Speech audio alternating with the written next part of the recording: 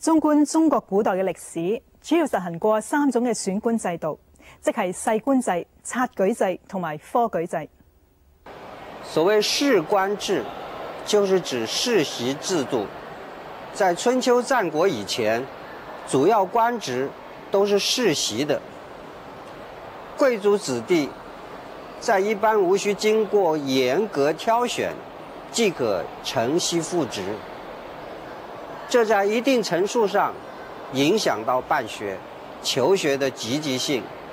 對春秋戰國時代的官學衰落有一定的責任。官學衰落，導致學術下移，即係孔子所講嘅天子失官，學在四夷。所謂失官，即係官府失守學術，令到學業唔再世代相傳，因此流散於四夷，即係民間。東周皇宮中嘅文化官吏失去咗世襲嘅特權，成咗歷史上第一批靠出賣知識維持生計嘅士，其中相當一部分人擔當咗教師嘅職能。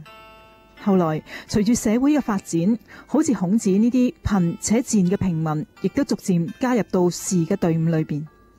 呢一個新興嘅士階層，人數雖然唔多，但係對社會影響就好大，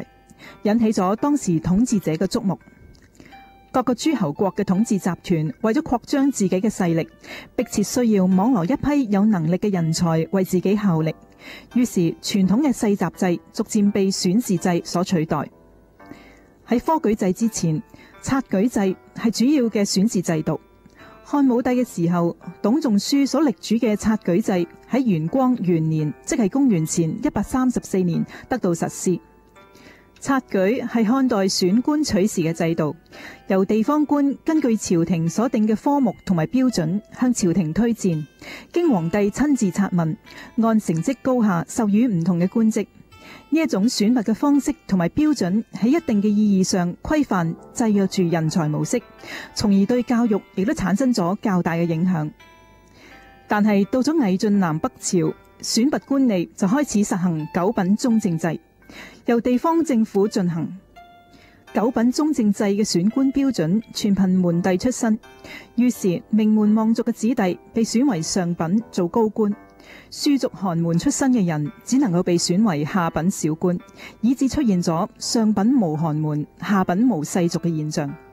呢種制度因為佢嚴重嘅唔公平而最終被歷史所拋棄。隋朝嘅時候，中國正式開始採用科舉制。科舉就係由國家設立科目，定期舉行統一考試，通過考試嚟選拔官吏。科舉制雖然經歷過6次存廢利弊之爭，甚至短暫嘅中斷，但係仲係喺中國整整存在咗1300年咁耐。其中嘅原因在於科舉制同賢能治國、精英統治嘅儒家理論相符合，